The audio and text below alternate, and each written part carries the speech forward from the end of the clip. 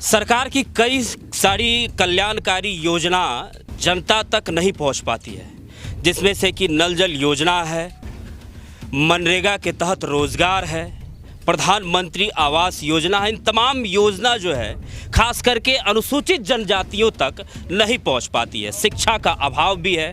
तो आज यहाँ पर बिहार के अध्यक्ष, अनुसूचित जनजाति के अध्यक्ष जो है यहाँ पर आए हुए हैं और कटिहार जिले के कदवा प्रखंड में इन्होंने अनुसूचित जनजाति के समाज में आकर दौरा किया है। समाज की कुछ समस्याओं को जानने की कोशिश की है। कई सारे लोगों से भी मिले हैं, तो इनसे हम थोड़ी सी जानने समझने की कोशिश करते हैं कि क्या इन्होंने देखा, क्या यहाँ पर कमी पाई गई और किन बातों का निदान जो है वो आने वाले समय में इनके द्वारा हो सकता है। क्या यहाँ पर आपने देखा सर? देखिए, सरकार के द्वारा तो कई सारी योजनाएं सरकार के द्वारा चलाई जा रही है और उस योजना का लाभ धरातल पर समुचित ढंग से नहीं उतर पाना, ये थोड़ा सा दुर्भाग्यपूर्ण तो है।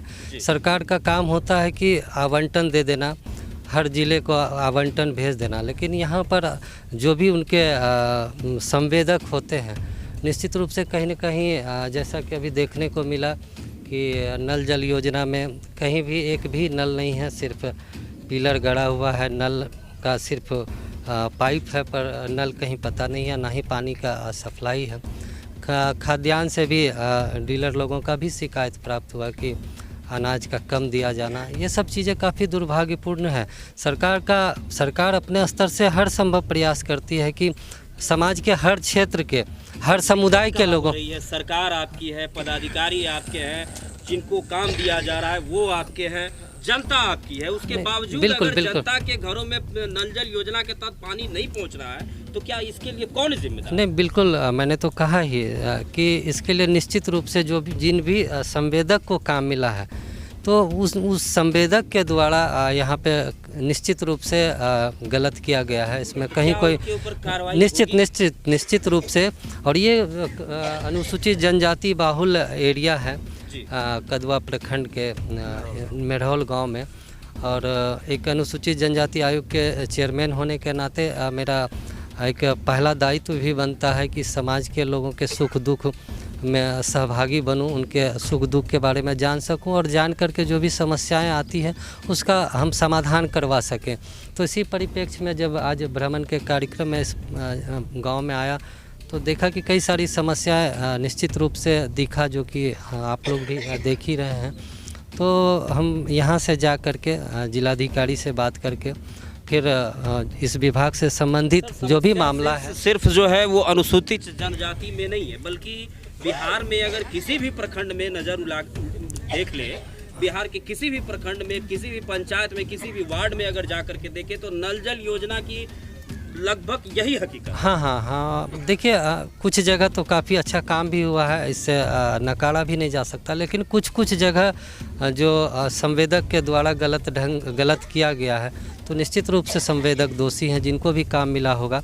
तो इस पर जा कर के हम निश्चित रूप से जिलाधिकारी से भी बात करके और इस विभाग से रिलेटेड जो भी पदाधिकारी हैं उनके संज्ञान में दे करके इसको पूरी तरह से ठीक कराने का प्रयास करेंगे। अनुसूचित जनजाति के लोगों को मुख्य धारा से जोड़ने के लिए आपके द्वारा विशेष तौर पर किन कार्यों पर जो है वो ध्यान दिया जाए? कि बिहार के लगभग विभिन्न ज़िलों में घूम कर जो भी ट्राइबल सोसाइटी के लोग हैं उनके बीच जा कर के उनके शैक्षणिक स्तर, आर्थिक स्तर और सामाजिक स्तर पे कैसे सुधार हो, उसके लिए हम लोग एक निरंतर प्रयास करते हैं और जा कर के छोटी बड़ी सभाएं करके उनको शिक्षित करने के लिए जागरूक करते हैं। चूँकि शिक्षा सबसे महत्वपूर्ण चीज़ है।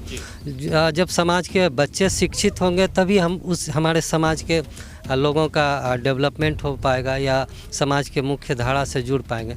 तो सबसे पहले तो शिक्षा ज़रूरी है और शिक्षा के साथ साथ फिर अन्य चीज़ें ज़रूरी है, लेकिन प्राथमिकता के तौर पर हमारी रहती है कि हमारे समाज के बच्चे, ट्राइबल सोसाइटी के बच्चे बच्चियां जो है वो पहले शिक्षित हो, फिर उसके बारे में सरकार के द्वारा कई कल्याणकारी योजनाएं चलाई जा रही है। आदिवासी कल्याण छात्रावास हो, छात्र के लिए अलग, छात्राओं के लिए अलग, जहाँ भी ट्राइबल सोसाइटी के जिस भी ज़िले में, जिस भी प्रखंड में एसटी बाहुल क्षेत्र है, एरिया है, तो वहाँ पर ट्राइबल सोसाइटी के लिए एक स्पेशली स्कूल है और छात्रावास की भी व्यवस्था है। तो स्कूल की बात कर रहे हैं, लेकिन यहाँ के लोगों को रहने के लिए घर नहीं है। ठीक है, हाँ बिल्कुल बिल्कुल। अभी यहाँ आने से पता चला कि काफ़ी लोगों को अभी तक ना तो रहने के लिए ज़मीन मिल पाया है, ना ही इंदिरा आवास का भी बहुत से लोगों को लाभ नहीं मिल पाया। तो इन सारी वस्तु स्थिति से हम कटिहार के डीएम साहब को और जो भी इस विभाग से रिलेटेड पदाधिकारी हैं उनके संज्ञान में देकर। समस्या ये है ना कि इनके पास जो नेता आते हैं, इनके पास जो भी पदाधिकारी आते हैं, सिर्फ चुनाव के वक्त आते हैं, उसके बाद जो है वो खत्म, सारा मुद्दा खत्म हो जाता है। आज आप आए यहाँ पर के लोगों को आश्वासन दिए, लगभग कितने दिनों में इनकी समस्या का समाधान हो पाएगा? देखिए, कौन कब आते हैं कब जाते हैं मुझे उससे कोई लेना देना नहीं। अभी मैं आया हूँ और एक आयोग का चेयरमैन होने के नाते भी अभी कोई चुनाव नहीं है। लोग क्या करते नहीं करते मुझे उसमें नहीं पड़ना।